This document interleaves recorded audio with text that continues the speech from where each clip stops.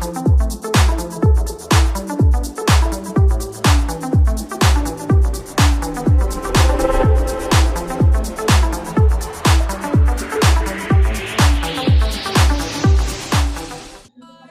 Assalamualaikum mitra bisnis, apa kabar? Bertemu lagi dengan saya Hamri Gusman di channel YouTube Business Inspiration TV.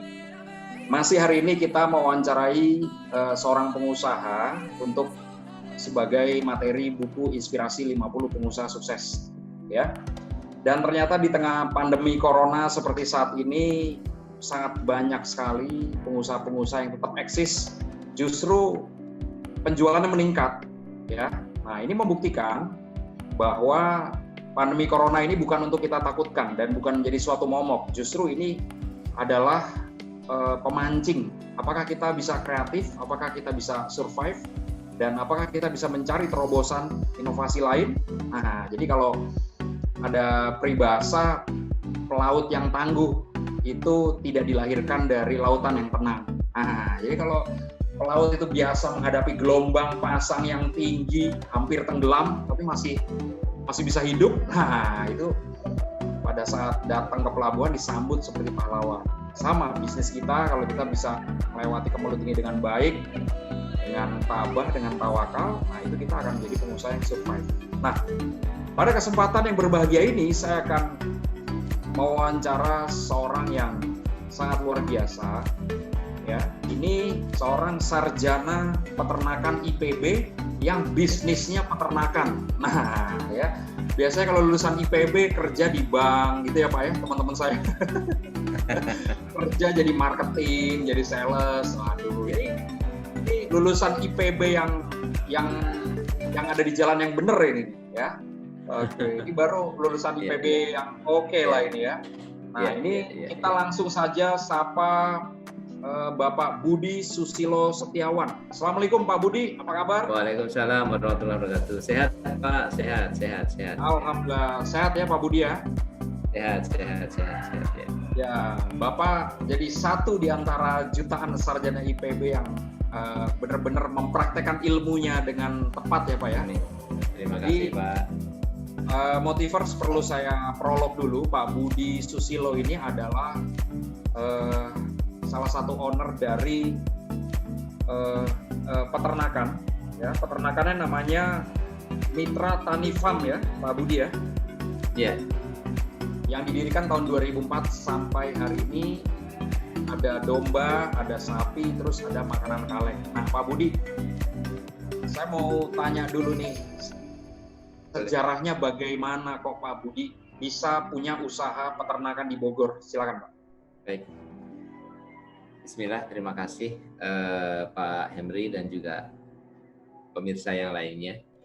Jadi kenapa kok kita terjun di bidang usaha dan usahanya di bidang peternakan domba khususnya ya Pak? Mungkin ini sebenarnya pertanyaannya sederhana, tetapi mungkin ini di sekarang ini kok rasanya menggelitik. Nah, kenapa kita di bidang usaha peternakan domba? Kalau kami dari peternakan, kami melihat data Pak. Yang pertama adalah bahwa Indonesia ini adalah negara agraris. Yang seharusnya kita itu menjadi produsen produk-produk pertanian. Kenapa kok kita ini justru menjadi konsumen? Artinya di sini ada yang salah. Satu.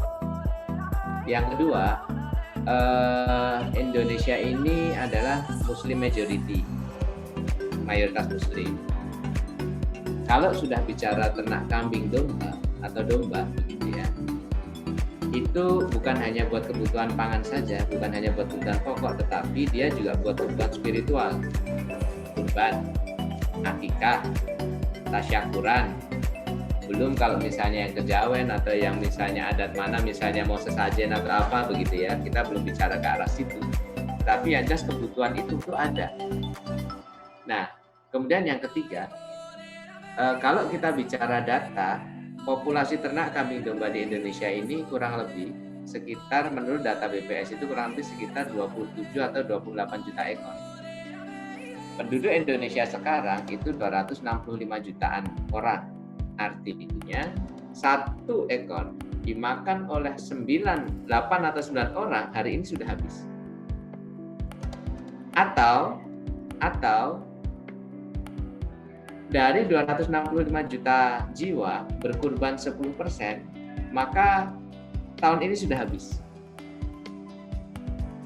Artinya di sini, kalau misalnya kita tidak sadar terhadap itu, maka next kita kurban akan impor dari benua lain atau negara lain. Di sini Australia sudah melirik.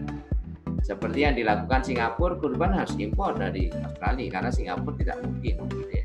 Indonesia yang potensi alamnya sangat memungkinkan, tapi kok faktanya justru arahnya tidak mungkin ya. Maksudnya arahnya kok memungkinkan untuk kita ini kurban itu impor ya.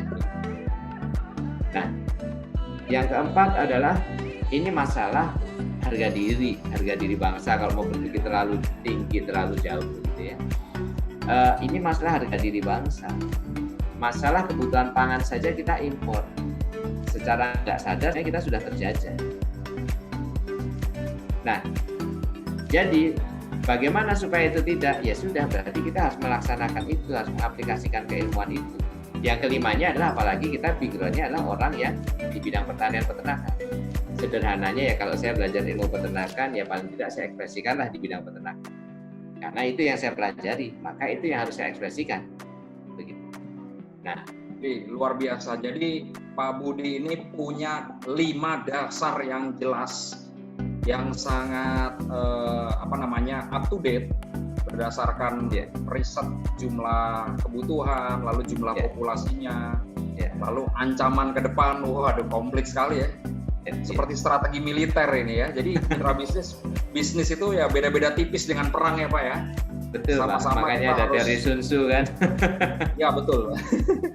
Nah, jadi dan ini sesuai dengan amunisi yang Pak Budi punya, ini adalah bidangnya peternakan. Nah, terus waktu itu Bapak tahun 2004 itu mulainya dari mana Pak? Dan dari berapa ekor startnya? Ya. Mulainya dari 0 ekor Pak. Karena sebelum kita bicara ke ranah produksi, kita bicaranya harus marketing dulu. Kalau bicara produksi gampang lah, apalagi kita orang peternakan nih, gitu kan. Nah, yang pertama harus saya jawab adalah katanya pasarnya domba itu ada, pasarnya katanya banyak. Sekarang di saat momen yang pas, momen kurban itu saya harus membuktikan. Ini 2004 lalu ya, 2002 lalu ya Pak, 2002 ya. Ini momen kurban, saya harus bisa membuktikan. Saya bisa nggak jualan domba? Apalagi saya seorang calon sarjana peternakan. Jangan ngaku orang peternakan kalau jualan ternak saja nggak bisa. Begitu. Nah, saya mulailah dari jualan. Ternaknya ternak siapa? Peternak yang ada di sekitar kampus. Kita datengin, kita foto-foto, kemudian kita bikin brosur. Dan ternyata Pak, dengan PD-nya kita mau jualan, ternyata dari sebulan sebelum kurban sampai seminggu sebelum kurban tidak ada satupun yang mengontak untuk di ternak itu. Nah ini yang membuat, ini sebuah perjalanan ya Pak. Dan ini kok udah 3 minggu ada yang kontak, kayaknya nggak cocok nih. Akhirnya saya memutuskan mau pulang ke Solo, mau kegiatan di Solo karena saya asli Solo. Di Solo udah biasa ada kegiatan rutin kurban di sana. Kebetulan saya suka jadi panitia kurban di masjid begitu ya. Nah, jadi udah saya mau pulang. Di saat sudah packing mau pulang, ada telepon masuk. Pak, bisa nggak pesen 1 ekor? Dari mana? Dari ini. Tahu dari mana? Dari brosur. Dikirim ke Jakarta bisa nggak? Pesen 1 ekor, kita mau pulang ke Solo dan dikirim ke Jakarta. Kita tinggal di Bogor. Saya berpikir, ini ketika saya sudah punya niat awal, ini diuji. Saya komit nggak? Nah ini sebuah ujian awal dulu. Akhirnya saya balik arah, bismillah saya komit. Saya nggak jadi pulang ke Solo, saya layanin Bu. Siap, saya layanin 1 ekor. Ternyata dari 1 ekor itu merembet jadi 13 ekor. Sampai di hari kurban itu. Nah dari situ akhirnya kita jadi rasa bungah begitu ya. Jadi rasa happy begitu. Wow, terbukti nih. Terbukti kita bisa menjual. Senang kan Pak, gitu kita bisa mewujudkan yang tadinya kita nggak pernah jualan domba, sekarang jualan domba dan merasakan untung begitu ya. Oke, itu yang pertama. Yang keduanya adalah tahun 2003, setelah merasakan untungnya jualan domba, manisnya jualan, untung dari jualan domba, belum piara ya Pak. Ditambah dengan kita orang peternakan, kita belajar ilmu ternak.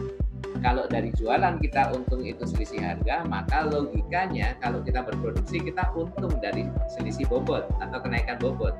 Jadi sumber keuntungannya 2. 1 selisih harga dari jualan, 2 kenaikan bobot dari produksi. Nah, coba deh ini kita ekspresikan. Kalau kemarin kita jualannya 13, maka sekarang kita ekspresikan, coba deh dikit dulu 20. Nggak berani jumawa lah begitu ya. Ternyata dari 20 itu temen nambahin, nih saya tambahin modal 20 ekor, jadi miara 40. Dari miara 40 itu kita antara pede nggak pede Pak. Berhasil secara produksi tapi market kan kita belum teruji Pak. Baru teruji 13 ekor. Nggak punya, ini sebuah pelajaran berharga Pak buat saya, nggak punya jualan 13. Punya 40 ekor, saya mikir Pak, nggak bisa tidur, ini bisa laku apa nggak, habis apa nggak. Ternyata berapa Pak yang terjual? 86 ekor. Wis, mantap.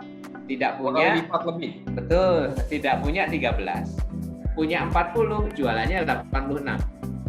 Nah, lulus kuliah pede dong Pak, udah punya pengalaman 2 tahun, walaupun masa kurban. Dah, bismillah kita putuskan, kita berikhtiar untuk usaha di bidang peternakan domba. Kita bikin kandang kapasitas 100.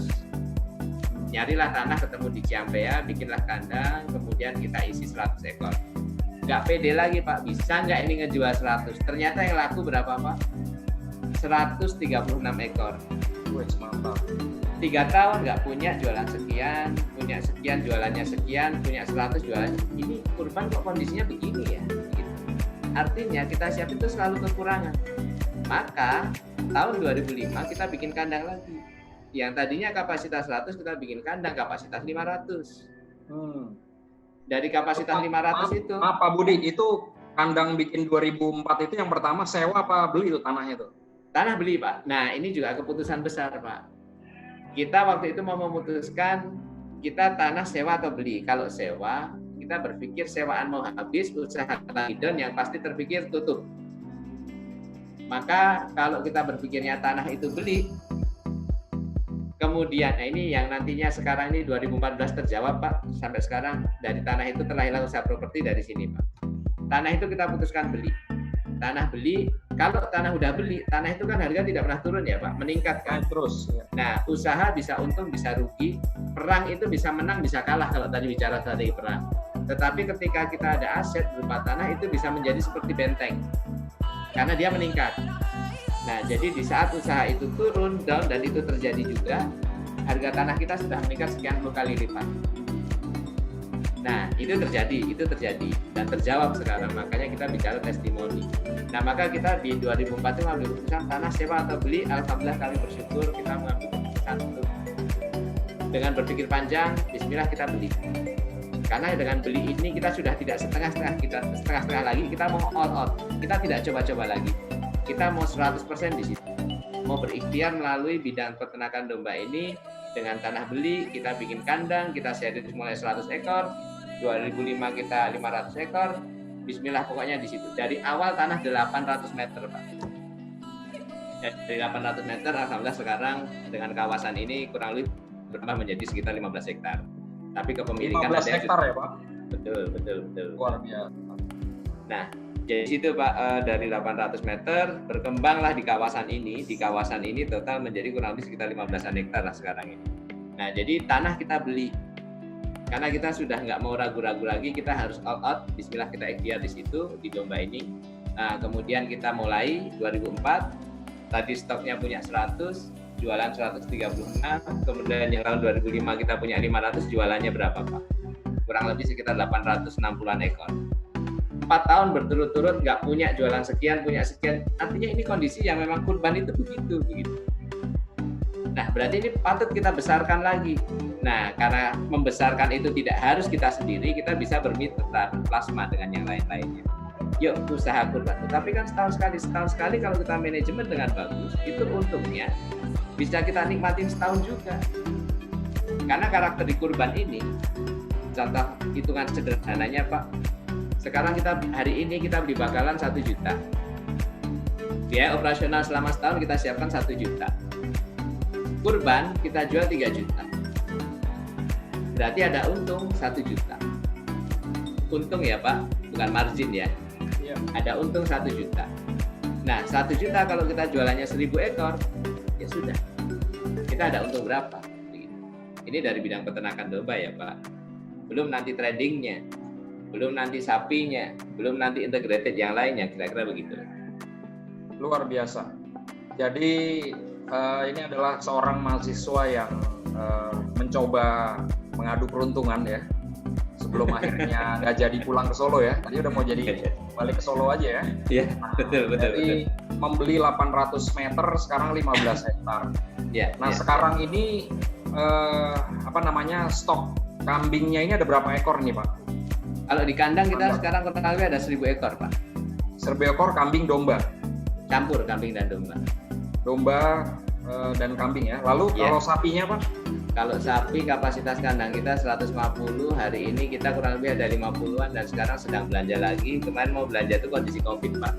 Oh, baik. Jadi tidak memungkinkan dan sekarang kita sedang proses pembelanjaan lagi Pak untuk pengisian kandang.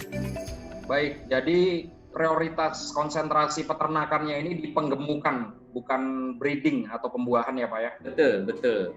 Jadi kita di satu di trading, yang kedua kita di fattening, yang ketiganya kita di breeding. Tapi breeding ini kita proporsinya 10-15%. Sedikit ya? Karena tidak memungkinkan untuk lahan di kita Pak. Jadi sekarang barusan kita diskusi dengan salah satu pengusaha dari Tapanuli Utara. Kita mau mengkonsep bagaimana membuat sebuah mini New Zealand. Jadi dengan pengembangbiakan, clear, the real farmer itu adalah di pengembangbiakan Pak. Kalau saya bilang penggemukan itu masih setengah peternak lah. Istilah saya Pak, nanti kalau ada yang protes saya mohon maaf, ini subjektif saja. The real farmer, peternak sejati itu adalah dia pengembangbiakan. Karena nanti di situ banyak PR, banyak masalah, dan kalau itu terlalui maka nanti 2 tahun ke depan akan ada ATM berjalan di situ. Tapi masalahnya banyak nanti. Bagaimana bisa mewujudkan itu? Belum faktor lahan yang luas, belum efisiensi pakan dengan hijauan, belum masalah keamanan, sosial dan macam-macam, sehingga diperlukan kondisi khusus yang bisa menunjang. Gitu. Nah kalau di tempat kami ini saya rasa kita kondisinya belum menunjang untuk ke arah situ. Maka kita harus bicaranya dengan kearifan lokal. Nah, di mana lokasi itu, maka nanti kita setting di situ. Nah, tadi kita baru bicara untuk di area Medan, kemudian di Bogor di dekat di perbatasan dengan Sukabumi di daerah Cianten sana, dan lain sebagainya. Tetapi clear bahwa kita harus berpikir ke arah pengembangbiakan. Kalau tidak kita berpikir ke arah pengembangbiakan, siapa lagi? Karena Betul. Nah, kalau misalnya nanti boleh saya bercerita tentang produksi, akan sedikit saya ceritakan tentang potensi pengembangbiakan itu. Baik, Pak Budi. Sekarang ini pasarnya kemana saja nih Pak? Kambing, domba, sapinya ini. Dijualnya pada saat kurban atau sehari-hari juga akikoh ya, melayani akikoh atau bagaimana nih Pak konsepnya? Kalau bicara MT Farm sendiri Pak, saya bicara fokus di MT Farm sendiri ya Pak. Bukan bicara prospek yang banyak ya. Di MT Farm sendiri, kalau kita bicara harian, kita jualannya di akikah Pak. Kita mensuplai jasa catering akikah yang lain. Kemudian kita juga fokus pada catering akikah sendiri. Kita juga punya catering akikah sendiri di Bogor, dan akikah kita itu sudah kita kemas kaleng seperti ini Pak. Sama karena kita punya teknologi pengkalengan. Nah ini ada akikah atas nama siapa begitu ya. Nah seperti ini. Sudah dikemas. Ini sudah. Isinya daging murni ya Pak? Daging murni Pak. Ini gulenya dikemas ya. Gulenya dikemas begini. Gulai ya? Betul. Nah kemudian nanti satenya juga ada dikemas dengan lain. Kemudian nanti dimasukkan ke dalam nasi box begitu ya. Kenapa begini Pak? Kenapa dikemas kaleng? Karena ini masa pandemi Pak. Kita mulai belum lama. Ini mulai dari tahun 2020 ini kayaknya akikah kita dikemas kaleng. Kenapa? Ini bagus karena higienitasnya tinggi Pak.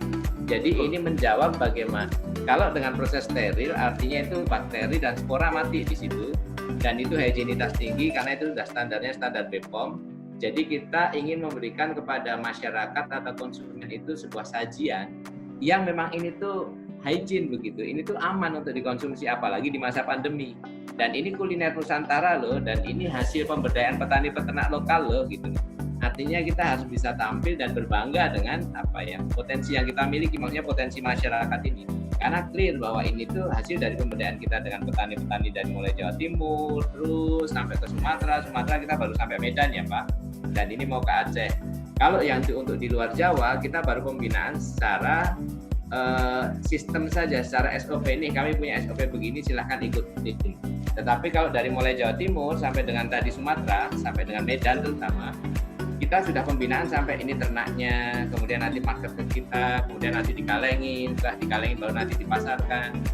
visi kami bagaimana MT Farm ini bisa menjadi logo buat gerbong peternak-peternak Indonesia untuk dibawa ke kancah internasional dengan ekspor.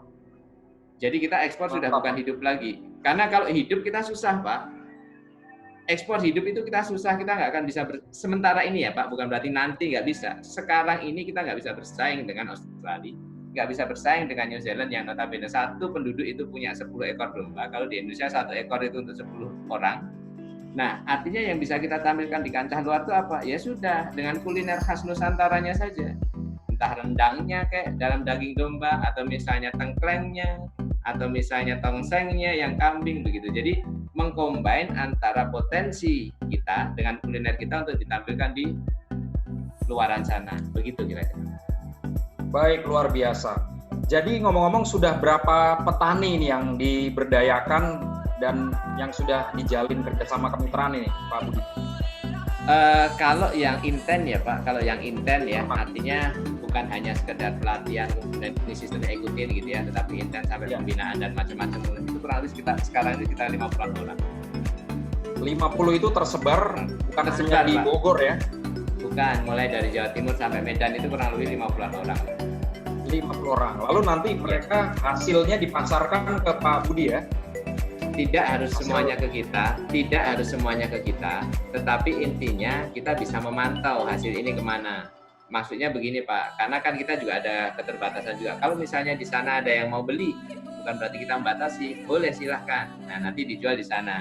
Ini komunikasi ini sangat penting karena jangan sampai kita nanti memasarkan sudah punya kontrak dengan si A, nggak taunya ketika kita mau ngambil ke Jawa Timur barangnya nggak ada, sudah laku, hanya di ranah situ saja Pak. Intinya kita ada sebuah akses informasi yang ini di sini sekian enggak, penjualan kemana nih, yuk kita ke sini, begitulah kira-kira begitu. Baik, memang networking ini menjadi salah satu faktor kesuksesan dalam usaha ini juga ya Pak ya. Karena kalau stok persediaan barangnya ini bisa terjamin ya, apalagi Pak Budi sudah mulai bermitra sampai Sumatera ini trust dari konsumen ini bisa meningkat di produk olahan kita. Alhamdulillah. Lalu ini kuantiti penjualannya sudah berapa kaleng nih Pak per bulan yang gulai dalam olahan kaleng tadi? Kalau kita bicara dari hidup dulu ya Pak, kalau kita bicara hidup yang rutin di MT Farm ini sekarang ini kurang lebih kalau di average kan ya, saya bicara average ya Pak. Kalau bicara average ya rata-rata sekitar 250-300 ekor per bulan. Bicara average ya Pak. Average 300 ekor domba hidup per bulan terjual ya? Ya, average termasuk kurban juga lah kita average kan. Ya. 250 sampai 300 per bulan. Tetapi kalau untuk di kalengan, karena selama ini kita keterbatasan belum ada izin sehingga kita belum bisa terlalu men-soundingkan keluar, dan baru izin kan belum lama. Nah, ketika berizin ini kita sekarang ini baru kurang lebih sekitar 2.500 sampai 3.000-an kaleng per bulan. Karena satu ekor itu kaleng per bulan ya. Betul, apalagi di masa pandemi kemarin ya. Nah, karena satu ekor domba itu hanya jadi kurang lebih sekitar 40-an kaleng. Satu ekor domba hidup jadi 40 kaleng ya dalam kemasan itu ya? Betul. Dijual berapa itu hidup, Pak Budi? Dijual berapa sampai ke konsumen? Sampai ke konsumen sekarang ini kalau Bapak nanti lihat di marketplace, di farmer store itu, di marketplace kita itu 40.000 Pak. Berapa gram itu Pak? 185 gram Pak. 1 kilo daging itu jadi 6 sampai 7 kaleng. Oh. Satu ekor, jadi kalau mau hitungan ini Pak, misalnya ini ternak domba bobotnya 30 kilo, berarti saya berasumsi satu ekor ini saya dapat daging 10 kilo. Hidupnya 30 kilo, dagingnya saya dapat 10 kilo. Dari 10 kilo daging itu kalau 1 kilonya jadi 6 kaleng, maka saya dapat 60 kaleng begini dari satu ekor. Kalau kita hanya mengharapkan jualan rendang dombanya saja, maka kita akan BEP. Nah, baru kita jualan ini Pak, tengkleng. Tengkleng ini adalah tulang-tulang ya Pak? Nah, betul. Kemudian kalau kepala kaki, nah ini adalah tongseng. Ada lagi kepala kaki untuk produk beda lagi, tongseng. Beda lagi. Nah, kemudian kalau ini sudah 3 produk juga, ini. Ya, ini iganya, ini sop. Iganya ada 4 lagi, iga. 4, Pak. Luar biasa. Ini ada nasi kebuli Pak. Jadi kalau buat traveling nasi kebuli ini udah dengan nasinya Pak. Gitu. Nasi kebuli. Kalau nasi kebuli dari bagian kambing bagian mana Pak? Yang diambil dari daging iga Pak. Daging iga. Ini kan ada tulangnya ya Pak nih. Nah daging iga bisa 5 produk dari 1 ekor. Terus ada lagi ini Pak. Ada gulai Pak. Oh gulai 6. Wah. Gulai 6, kemudian yang ke-7 saya nggak ada, nanti coba dia. Nasi goreng Pak. Ada 9, kita ada 9 produk Pak. 9 jadi produk. Kalau Bapak mau bikin nasi goreng, tinggal ngambil bumbunya itu dimasak sudah selesai. Luar biasa. Nah, kemudian ada kari Pak, ada kari. Nah dari turunan-turunan inilah, kalau kita hanya berpikir dagingnya saja jadi rendang, maka itu baru BEP. Tetapi kalau kita bisa mengolah yang lainnya, kepala kakinya, jadi yang lain, disitulah keuntungan kita. Dan yang paling untungnya itu sama dengan harga 1 ekor adalah kulitnya Pak. Kulit itu setelah kita potong kulitnya, kita bawa ke pengolahan kulit, kemudian kita bawa lagi pulang ke MT Farm. Setelah kita bawa pulang ke MT Farm, dibikin jaket. Atau dibikin, karena kan warga kita ini, Bapak kan tahu sendiri kalau berasal dari Ciampea. Ciampea ini, Tegalwaru ini kan sentral pengrajin tas Pak. Oh ya. Nah, tas tajur, tas bermerek Sophie Martin, Louis Vuitton, Prada dan macam-macam itu pengrajinnya adanya di desa kita ini, tempat MT Farm ini. Maka Waduh, sebentar Pak. Saya baru tahu Pak, tas Louis Vuitton itu dari kulit domba Ciampea Pak? Bukan. Louis Vuitton itu pengrajinnya rata-rata orang Ciampea. Oh, pengrajinnya. Luar biasa. Gitu. Nah, itu dari dijual udah ratusan juta itu Pak. Betul. Makanya kita melihat ini bagaimana optimal, ini prinsip pergerakan kami ya Pak. Bagaimana kita bisa optimalisasi potensi berbasis kearifan lokal. Optimalisasi potensi berbasis kearifan lokal. Nah, karena kami punya kulit, hasil lingkungan kulit, maka sedangkan warga sekitar kita adalah pengrajin tas, ya sudah, kita kawinkan saja. Ini kulitnya, silahkan Anda bikin tasnya, jadilah tas kulit domba. Saya nggak ada produk, kayak nanti saya ambilkan. Mas minta tolong ambilin tas atau dompet Mas. Nah, tas kulit domba, kemudian kalau yang mau gede jaket, termasuk ini peci Pak. Ini kulit domba. Dari domba juga Pak? Bukan, kalau ini daminya ya Pak, yang kulit domba. Kebetulan kemarin lagi diminta buat model. Kebetulan Lois, Bapak kalau pakai celana jeans Lois, maaf menyebut merek, karena kebetulan mitra kami juga. Iya. Kami diminta untuk konsultan peternakannya Lois. Nah ini Lois bikin peci ini Pak. Ini mereknya merek Lois ini. Ini Lois. Lois itu salah satu merek terkenal loh Pak. Ternyata pakai memanfaatkan kulit domba juga ya. Betul Pak, betul. Jadi kita bikin peci seperti ini, kemudian diminta sama Lois, Mas, saya mau bikin modelnya, saya bikin contoh. Ini sebelum peci model begini terkenal ya Pak, kita sudah bikin dulu dari kulit domba. Saya bikin, sering saya pakai kemana-mana, diminta sama Lois, kemudian Mas saya ganti deh pecinya, saya kasih merek Lois. Yang kulit dombanya saya pakai sini, mau saya pakai contoh modelnya, begitulah kira-kira. Nah, luar biasa sekali.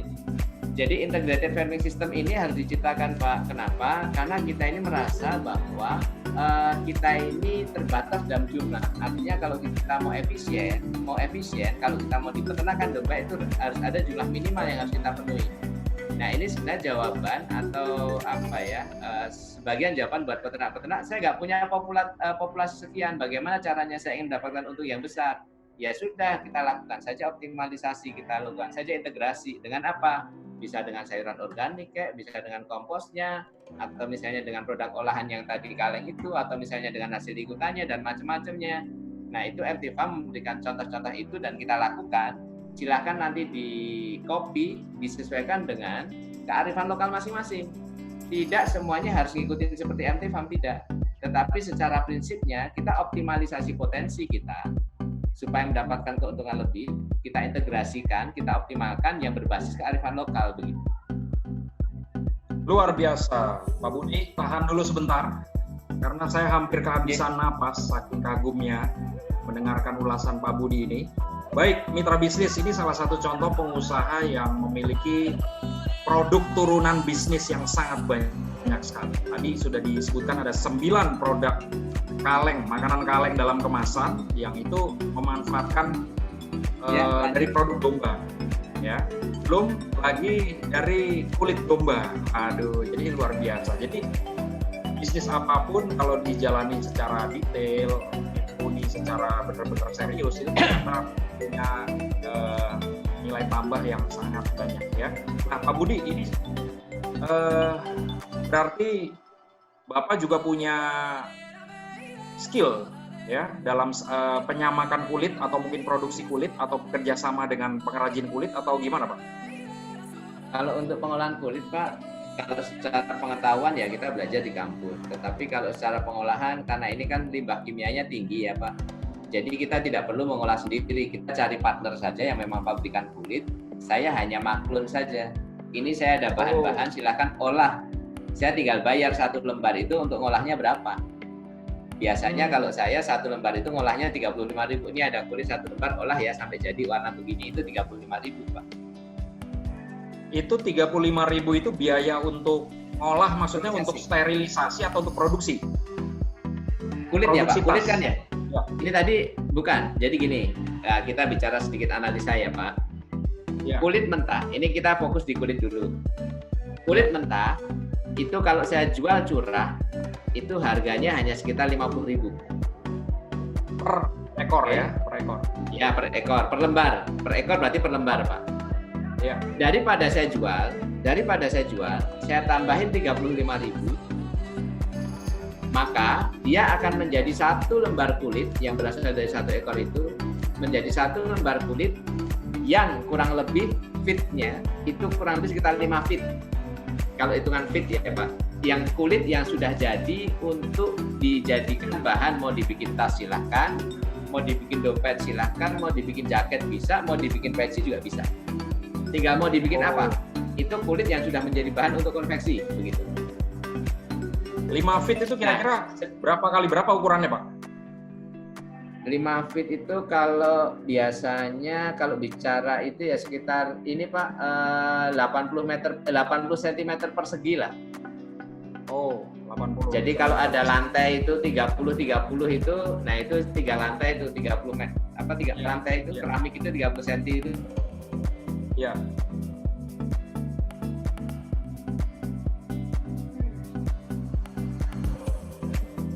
Halo. Oke, baik Pak.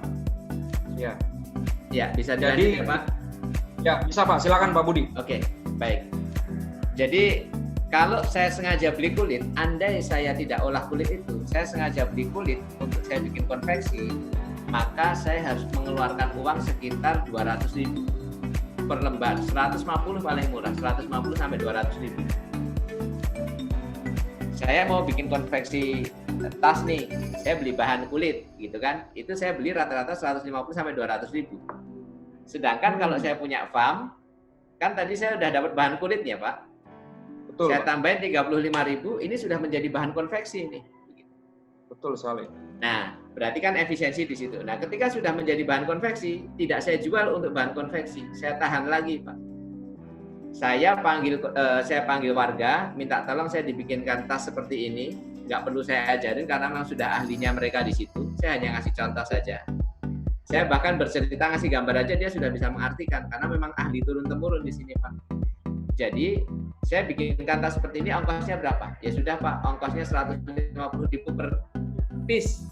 Itu sudah termasuk aksesorisnya, resletingnya, kancingnya, dan macam-macamnya.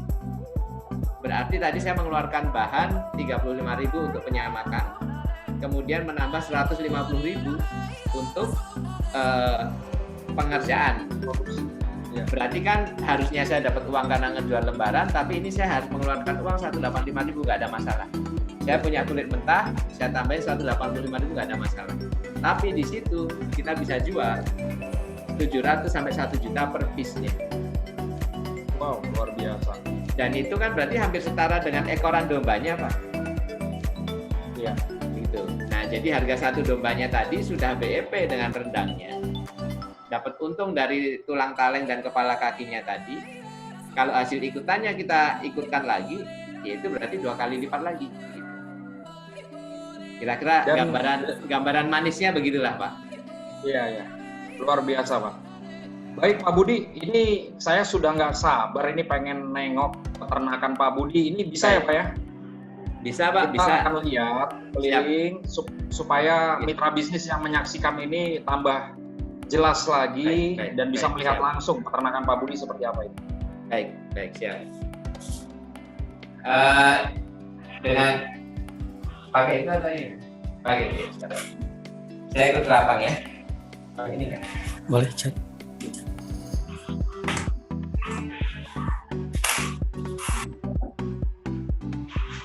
Ya. Mari Pak kita jalan.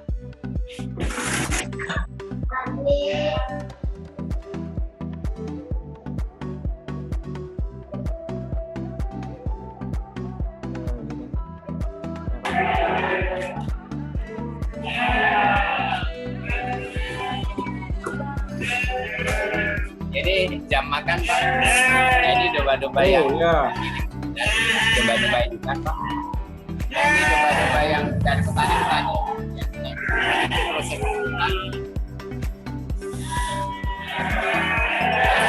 domba-domba yang berhasil jalan pengebukan Pak. Wow.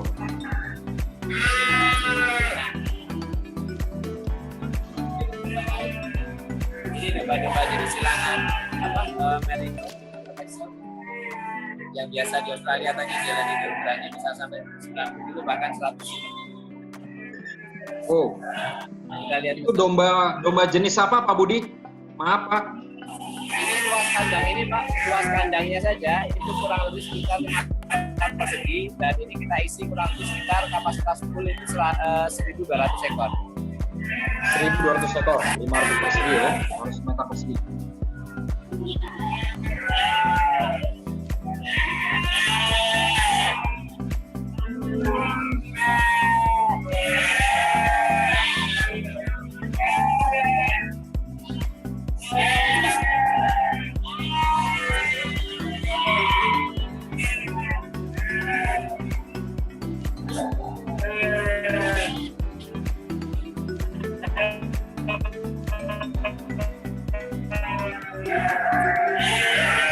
Nah, kalian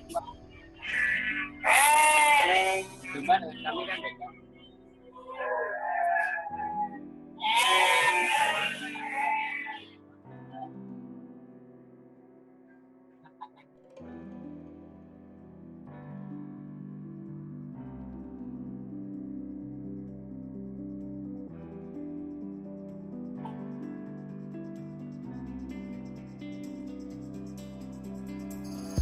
Halo Pak Budi. Ntar dibuang ini dan editing ini jangan tampil ini.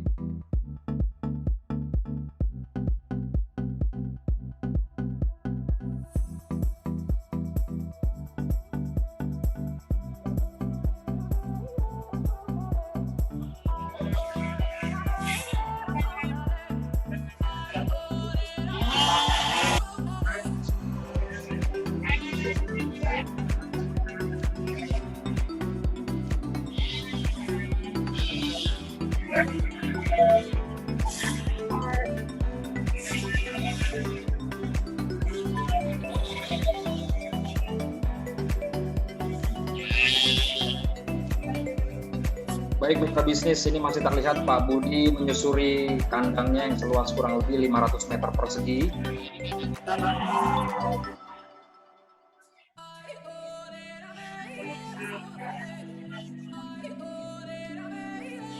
Cukup hemat tempat juga ya, 500 meter persegi bisa 1.200 ekor domba.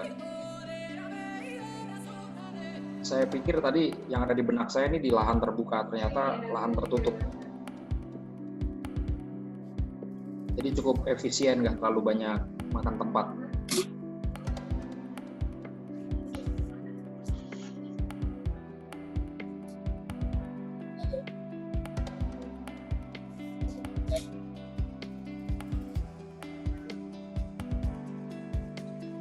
Baik, Pak Budi, bisa dengar suara saya, Pak?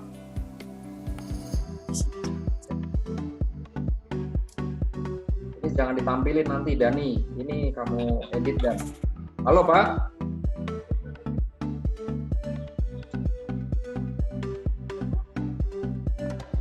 Halo, Pak Budi. Halo Pak. Ya, Pak Budi, bisa dengar, Pak? Halo. Ya, halo Pak. Baik, baik. Bisa dengar suara saya, Pak? Cek.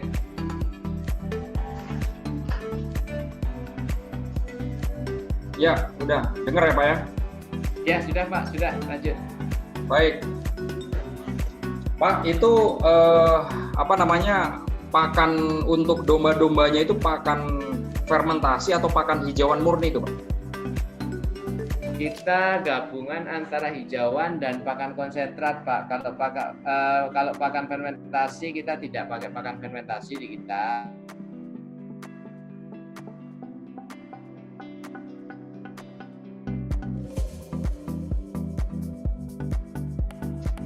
Halo Pak Budi. Iya Pak. Silakan Pak, dilanjutkan Pak. Cek.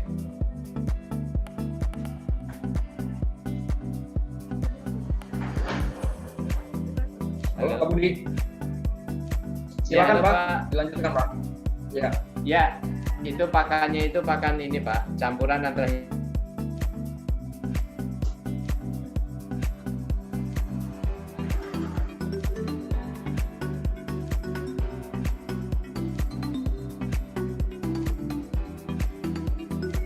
Silakan Pak Budi. ya, sinyalnya putus-putus Pak. Iya, Ya, Pak. itu pakannya hijauan dicampur dengan konsentrat Pak. Jadi kalau kita kondisi intensif begini, kalau kita hanya berharap dari hijauan, artinya kita harus menyiapkan lahan hijauan yang 1 hektar itu dia akan mengcover untuk 200 ekor everyday tanpa harus ada dari mana-mana. Nah, tetapi karena lahan kita terbatas, maka kita harus combine ternak ini dengan apa? Selain hijauan, kita harus tambah konsentrat. Ditambah dengan apa lagi? Karena tadi kan kita sampaikan bahwa berbasis kearifan lokal. Maka pakan di kita ditambah dengan limbah pertanian sekitar. Di sini desa penghasil singkong, maka kita ada limbah-limbah singkong. Di sini dekat dengan pabrik tahu, kita kasih ampas tahu sebagai sumber proteinnya. Di sini dekat dengan pabrik kecap, kita kasih ampas kecap juga sebagai sumber proteinnya. Jadi yang penting kita tahu prinsipnya adalah domba ini kebutuhannya apa. Misalnya 4 sehat 5 sempurnanya itu apa. Nah, karbohidratnya dari apa nih? Oh, di daerah kita itu ada singkong, berarti dia sumber karbohidrat. Daerah kita ada ampas tahu, oh dia sumber protein. Nah, dari kearifan lokal itu kita combine, kekurangannya di mana? Kita tambahin konsentrat sebagai pelengkapnya. Gitu, Pak. Baik, luar biasa ya. Dan selama ini kira-kira dari perjalanan Pak Budi dari 2004 hingga sekarang 2014 ya. 2004 atau 2014 Pak? 2004 ya? 2004 Pak, 2004. Baik. Ini kendala yang paling besar apa Pak? Bisa tolong diceritain Pak? Ya, kalau permasalahan terbesar di kita itu sebenarnya di bidang peternakan domba itu bukan masalah produksi, bukan Pak, tetapi masalah peternak ini saya sampaikan dulu ya Pak. Masalah peternak itu kami peternak itu ingin berada dalam ranah yang nyaman untuk dia berproduksi.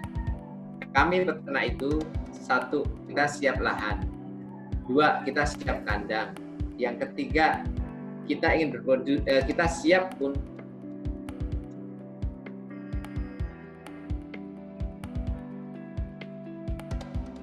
Halo Pak Budi. Halo Pak. Gangguan jaringan. Pokoknya yang gangguan-gangguan ini jangan dimasukin Dani. Ya, ini saya ngomong ke Dani.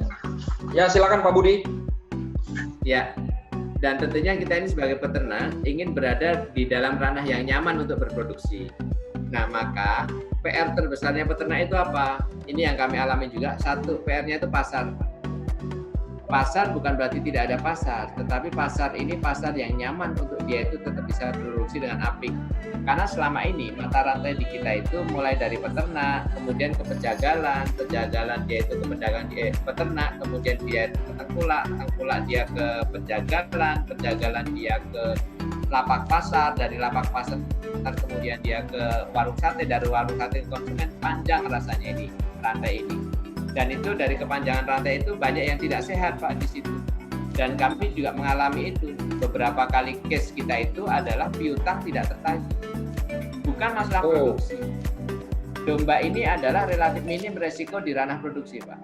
Kita sampaikan domba ini relatif minim resiko di ranah produksi. Dibandingkan dengan kambing Jawa ya Pak ya? Jadi kalau urutan ternak yang paling mudah untuk diproduksi itu 1 sapi, paling mudah, 2 domba, kemudian di bawahnya domba itu kambing, di bawahnya kambing itu kerbau. Jadi kalau kita memilih domba, itu masih kategori mudah. Nah, jadi ketika kita bicara di ranah masalahnya di mana adalah bukan di ranah produksi kalau peternakan ini. Adalah masalah terbesarnya itu di mata sosial, kehilangan begitu ya. Sosial itu kehilangan, tetapi terlepas dari sosial, masalah terbesarnya adalah mata rantai pemasaran yang begitu panjang. Sehingga banyak kami mengatakan kalau saya masuk di model yang konservatif, saya masuk di model yang konvensional, maka kita sudah ngalamin banyak piutang tidak tertagih. Nah, di saat piutang tidak tertagih itu menyebabkan kita jadi punya hutang. Kenapa? Karena barang-barang ini kan sebagian suplai dari petani-petani, suplai dari titipan yang lain, sehingga kita jadi punya hutang. Nah, kalau tidak kita cut di kita, ini nanti akan bermasalah terus. Artinya ya sudah, berarti kalau masalah pasar itu bukan pada masalah tidak ada pasar, tetapi pada sistemnya yang kurang apik.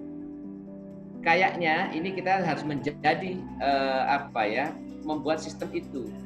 Ya paling tidak skala kecil-kecilan lah, tetapi sistem yang mutualisme gitu, yang petani itu nyaman begitu.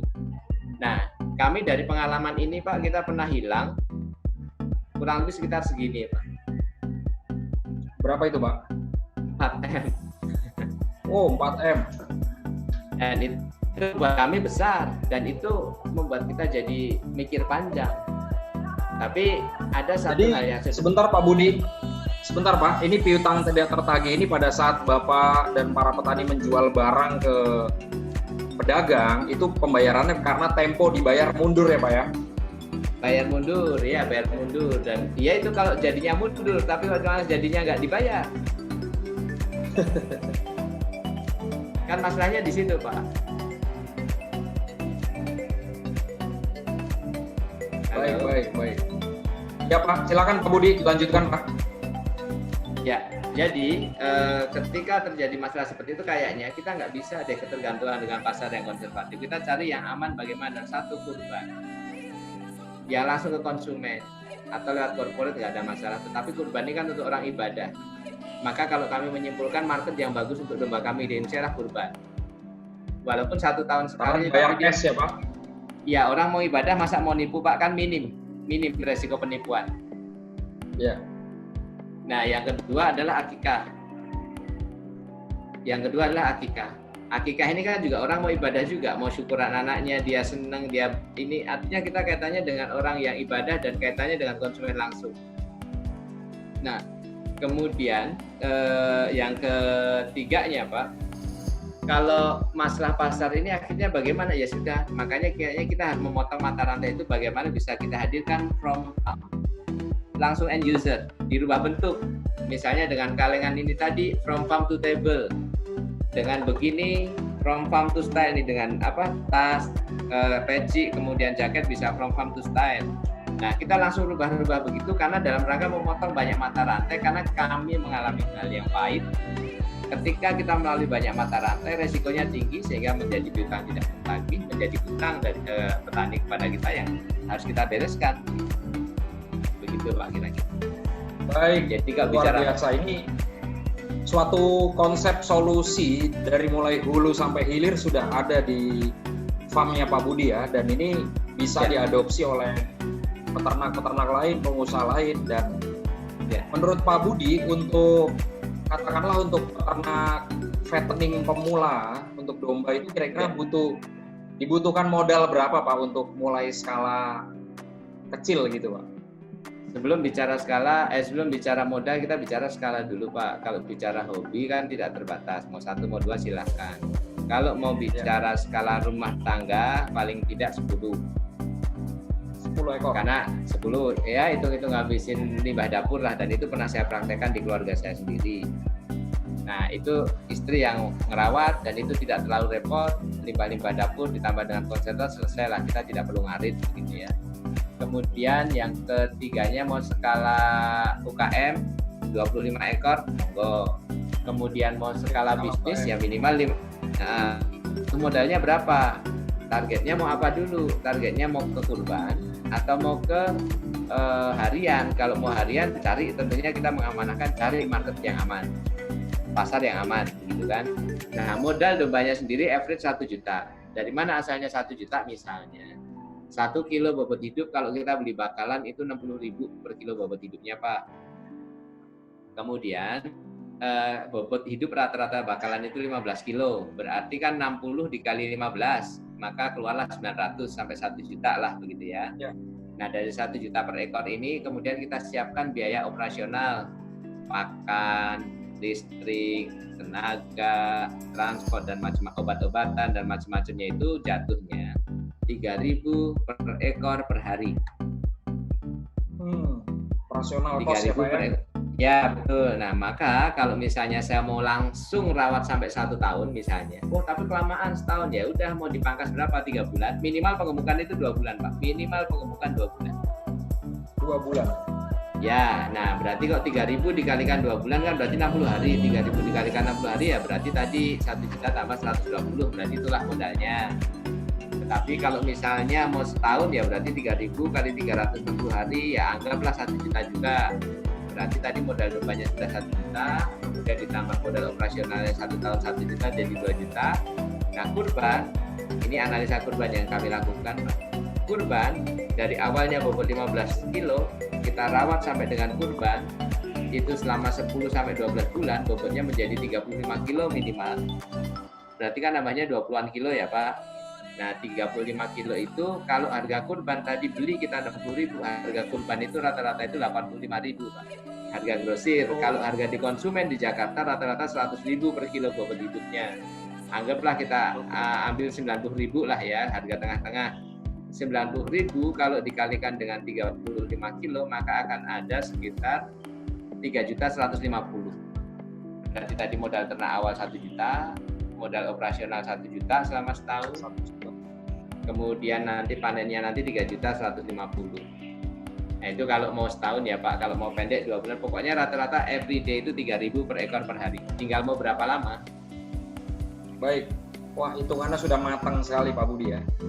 Baik Pak Budi, mungkin nanti kita lebih detail buka-bukaan. Nah, itu nanti pada saat seminar bisnis, Pak. Nah, jadi kalau seminar bisnis itu nanti sudah ada komunitas insya Allah ribuan orang dan itu nanti Bapak bisa ada waktu 3-4 jam gitu. Wah, jadi kalau sekarang ini baru awal dulu Pak, biar mitra bisnis ini juga bisa ada gambaran awal.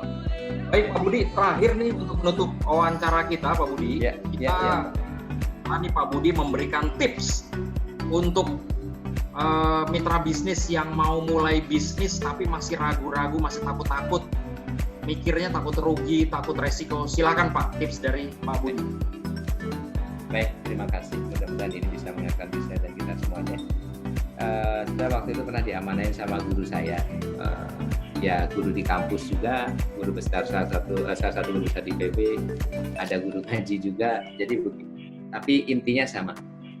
Yang pertama adalah dalam beternak itu tidak ada pernah kata rugi, yang adalah untung dan manfaat. Kok bisa? Karena ketika ternak itu sudah kamu lakukan, kamu rawat dengan baik, kamu perlakukan dengan baik, maka dia akan mendoakan buat kebaikan kamu, baik di dunia maupun di akhirat. Jadi tidak ada pernah kata rugi. Satu. Yang kedua, bagaimana kita bisa menjalani usaha ini dengan berhasil? Ada 4 caranya. Yang pertama, kita harus yakin bahwa usaha kita ini baik, usaha kita ini benar, usaha kita ini akan berhasil.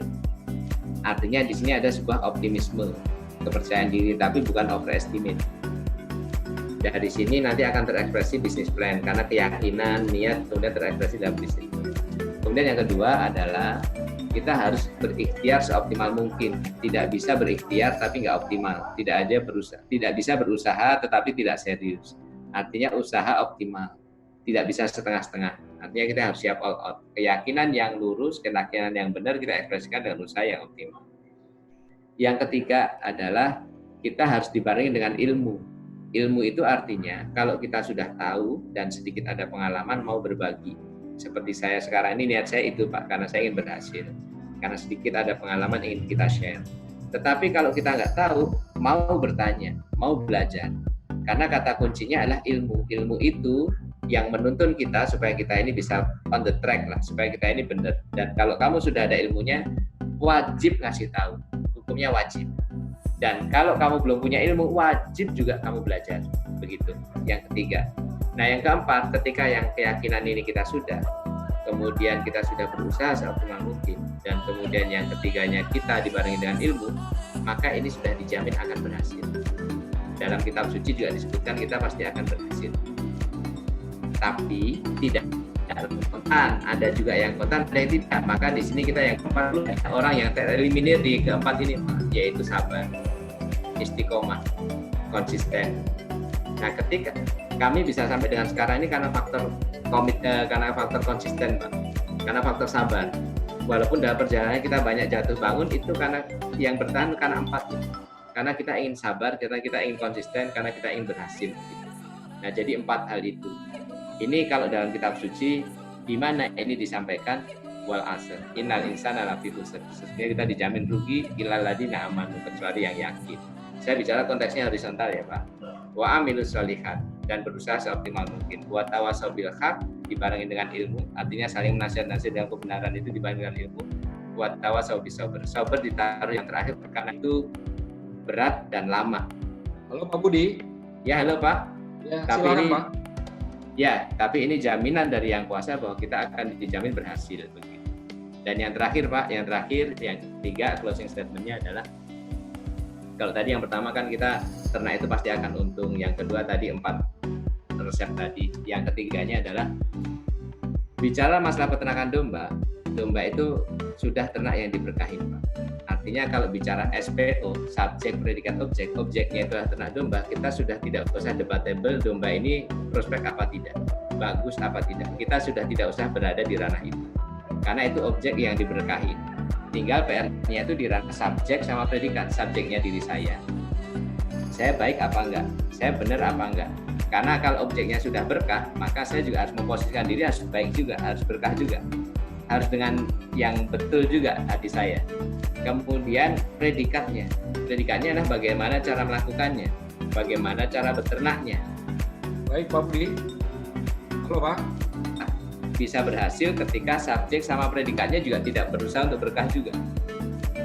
Begitu. Nah, enaknya di usaha ternak domba ini karena objeknya sudah diberkahin, Pak. Jadi tinggal PR-nya adanya di ranah subjek sama predikat saja.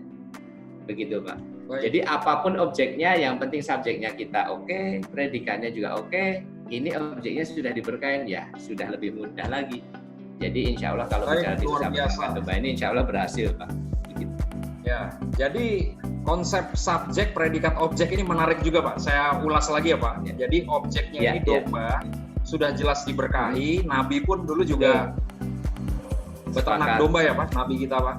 Betul. Lalu betul. Subjeknya diri kita harus punya etikat yang baik, komitmen yang baik, karakter yang baik. Lalu predikat adalah how to ya, cara bagaimana kita menjalankan roda bisnis ini. Baik, ini menarik luar biasa Pak Budi. Semoga usahanya semakin diberikan kebarokahan Pak Budi. Amin. Insya Allah Pak. Amin insya Allah. Ya, dan bisa bermanfaat untuk umat, untuk masyarakat luas, dan tentunya amin. Kita semua mendoakan Pak Budi agar bisa berkarya dan bisa membuka penghidupan untuk umat ya Pak ya. Amin. Baik, terima kasih Pak Budi kami ucapkan atas wawancaranya. Sampai ketemu nanti kita di seminar bisnis ya Pak di awal tahun depan. Baik Pak. Siap. Baik mitra bisnis.